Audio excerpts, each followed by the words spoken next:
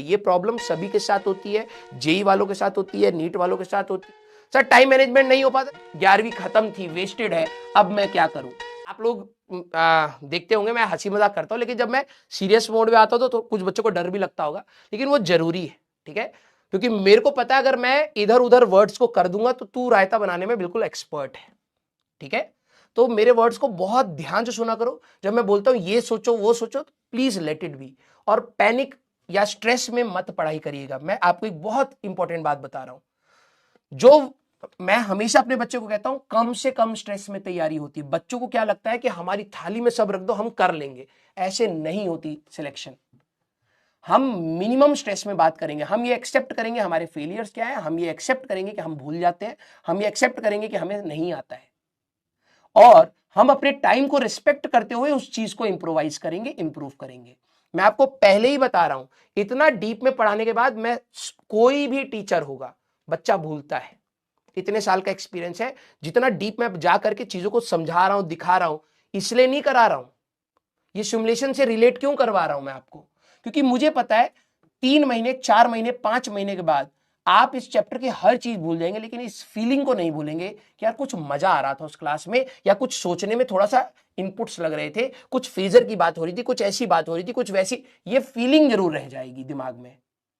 अगर ये feeling overall अगर आपने दिमाग में नेगेटिव बना ली, बिलीव मी, जब रिवीजन का टाइम आएगा आप इरिटेटेड होकर के इस चैप्टर को उठाएंगे, और जब आप इरिटेटेड होकर के उठाएंगे आप नहीं पढ़ेंगे। वहां पर आपका एग्जाम का स्ट्रेस बहुत पास में, रिवीजन, प्रैक्टिस, टेस्ट, ये वो फलाना ठिकाना बहुत होगा, आप नहीं करेंगे। First of all we have to get it right कि हमारा ये चैप्टर कठिन नहीं है, ये चैप्टर पेशेंस डिमांड करता है, तो पेशेंटली इसको पढ़ा जाए। क्योंकि अगर हम लोग इधर भागने की कोशिश करेंगे, जल्दी जल्दी जल्दी जल्दी, सब उड़ता हुआ जाएगा। तो 2 दिन एक्स्ट्रा सही, 3 दिन एक्स्ट्रा सही, लेकिन खराब नहीं करना है हमें, क्योंकि ये मौका दोबारा नहीं आता है बेटा। एक बार आप 10वीं एक बार पार कर चुके, अब आप 10वीं चाहे कितना भी कह लो, आप उसको चेंज नहीं करोगे, आप उसको जाकर के उस इंटेंशन के साथ नहीं पढ़ोगे। Same goes with class 11th। एक बार पढ़ना और समझने का समय अगर आपने बर्बाद कर दिया, उसके बाद आप पूरे 12वीं में, बच्चे यही कहते हैं 11वीं खत्म थी, वेस्टेड है, अब मैं क्या करूं। अब क्या करेगा भाई, जितना कर सकता है कर ले। जो एक्चुअल फ्री टाइम था वो तूने खराब कर दिया, इसको एक्सेप्ट कर। अब जितना तू कर सकता है कर ले, सीधी सी बात ये है। अभी हमारे पास टाइम है, इसको हमें वैल्यू करना है, और इसमें हमें काफी चीजें सीखनी है, ठीक है। Love you all, thank you so much बेटा। हाँ सर टाइम मैनेजमेंट नहीं हो पाता, दिस इज द रियलिटी बेटा, नहीं हो पाएगा। There is no perfect preparation for NEET और जेई।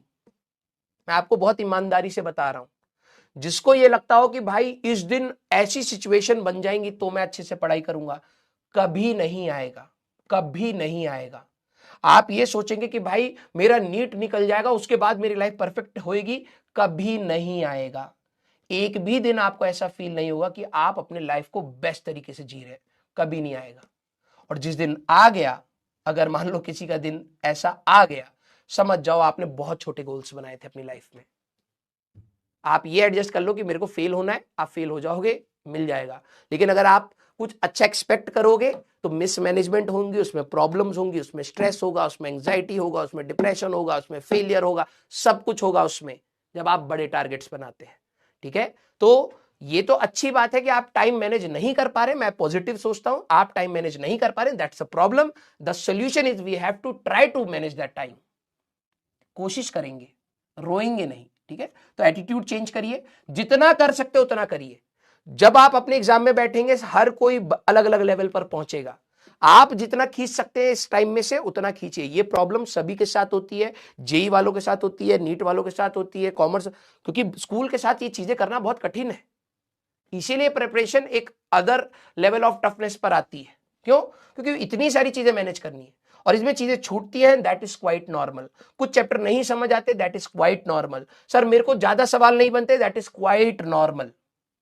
प्लीज आप इन छोटी छोटी इश्यूज को अपने लाइफ का बहुत बड़ा बर्डन मत बनाइए, दैट इज क्वाइट नॉर्मल। हाँ, इसके ऊपर एफर्ट्स करने हमारे जरूरी होते हैं, वो हम लोग करते चलेंगे।